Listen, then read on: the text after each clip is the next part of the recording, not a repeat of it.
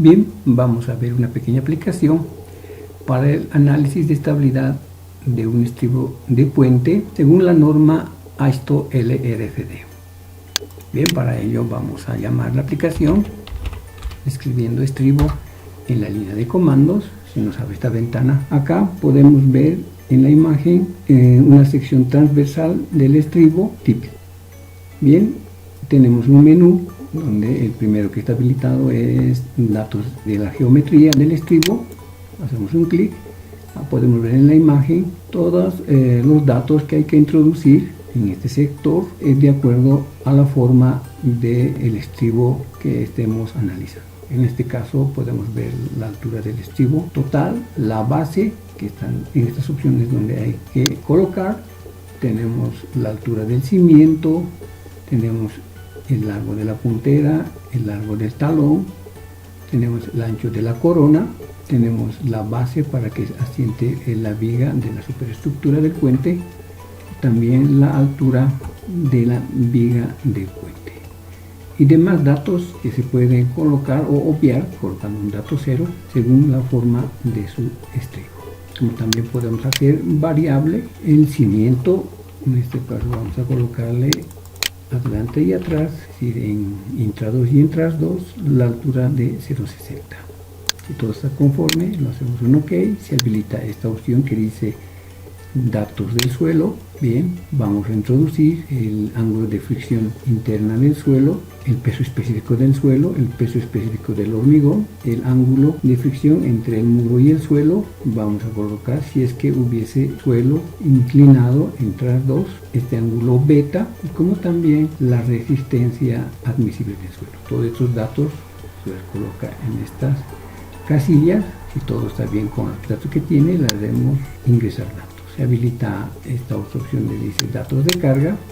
Aquí podemos observar que tenemos los datos de la superestructura como cargas de la losa, de la acera, el barandado, tenemos de la carpeta de rodadura, como también de servicios públicos, la carga viva y de impacto, tenemos carga de viento, tenemos la carga de fluencia, tenemos de contracción del hormigón y de temperatura uniforme. También considera la fuerza de frenado a una altura de 1,80. Internamente el programa considera una carga distribuida sobre la losa de aproximación que representa que en algún momento el vehículo se detenga antes de entrar al puente. Si todo está conforme, le decimos ingresar datos, se habilita esta opción que dice combinaciones de carga. Tenemos estos coeficientes que son valores que le afectan a los estados límites de resistencia, que su aplicación sería para el análisis de deslizamiento y vuelco. Estas otras serían para la presión y resistencia, como también el 3A y el 3B pues son para deslizamiento y vuelco y presiones y resistencia. Estos datos están según la norma AISTO. Aquí podemos ver las combinaciones que considera la norma. Bien, para la resistencia 1 tenemos todos estos coeficientes en el cual se está considerando en esta pequeña aplicación. Si todo está conforme con estos factores, le decimos ingresar datos. Se habilita esta última, que sería carga distribuida. Podemos considerar nosotros que aquí atrás podemos colocar una carga distribuida que no sea necesariamente la que calcule automáticamente el programa, sino nosotros podemos poner una carga que veamos conveniente en toneladas por metro cuadrado. En este caso vamos a decirle que solamente el programa lo calcula automáticamente, y acá abajo podemos amplificar o disminuir el factor que afecta a la fuerza de fricción para el deslizamiento. Entonces, si todo está conforme, decimos ingresar datos. Bien, se nos habilita esta de aquí abajo que dice dibujar, el cual lo vamos a hacer un clic. Bien, ha terminado de hacer el análisis de la estabilidad. Tal vez acá mencionar de que el método de análisis que se realiza en la aplicación está en función del método de Coulomb. Es lo que la norma AISTO LRFD recomienda, y no simplemente por el método de Rankine. Bien, podemos ver por ejemplo la verificación al vuelco, suponiendo de que tenemos un punto A en este punto, en el cual nos dice de que cumplen todas, ¿sí?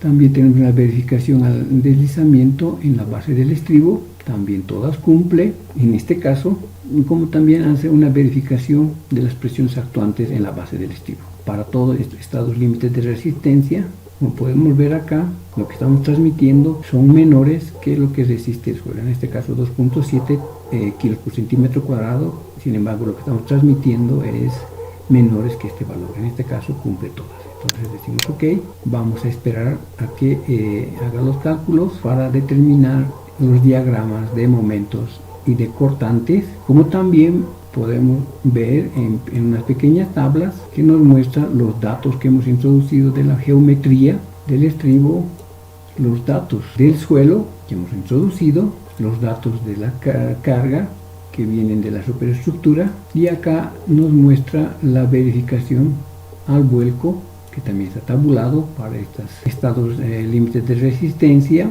en todo caso para las combinaciones que nos dice que cumple, para verificación de deslizamiento y verificación de opciones actuantes en la base del estribo. Como también tenemos aquí los factores que hemos utilizado, que son los factores de amplificación o disminución para las cargas usadas según la AESTO. Acá tenemos otra tabla donde nos muestra la verificación de presiones máximos y mínimos en la base del estribo, que se refiere a esta gráfica donde nos muestra la carga transmitida hacia el suelo en la parte de adelante y en la parte de atrás de la cimentación del estribo. Entonces 269 kilos por centímetro cuadrado no supera pues los 2.70 kilos por centímetro cuadrado que resiste el suelo. Atrás está 2.20. Bien, también todos estos datos ya son amplificados por estos factores de aquí abajo. Tenemos acá otra tabla, resumen, donde no están amplificados por ningún factor, sino simplemente son datos de los cálculos sin amplificación. Tenemos para las cargas verticales y hasta otro lado para las cargas horizontales tabuladas. Todas estas cargas, estamos viéndolos acá, lo tenemos representado en este gráfico, donde podemos en principio ver que el peso total del estribo es de 23.27 toneladas y está ubicado según estas coordenadas en su centro geométrico. Este valor de 23.27 está acá, es una fuerza vertical, tenemos su punto de aplicación y podemos determinar el momento vertical. ¿Sí? Aquí también tenemos las cargas horizontales que, como podemos ver, están representadas por estas flechas, cargas verticales como también cargas horizontales, debidos al empuje del suelo a esta carga que está sobre la fundación, de la losa de aproximación, como también aquí está representado la carga distribuida, que en este caso ya está colocado puntualmente sobre la losa de aproximación. Tenemos la carga de frenado justo en su punto de aplicación, como también las cargas que vienen de la superestructura y el punto donde se está aplicando. Bien, en la parte superior podemos apreciar los datos de las dimensiones de la geometría del estribo del puente.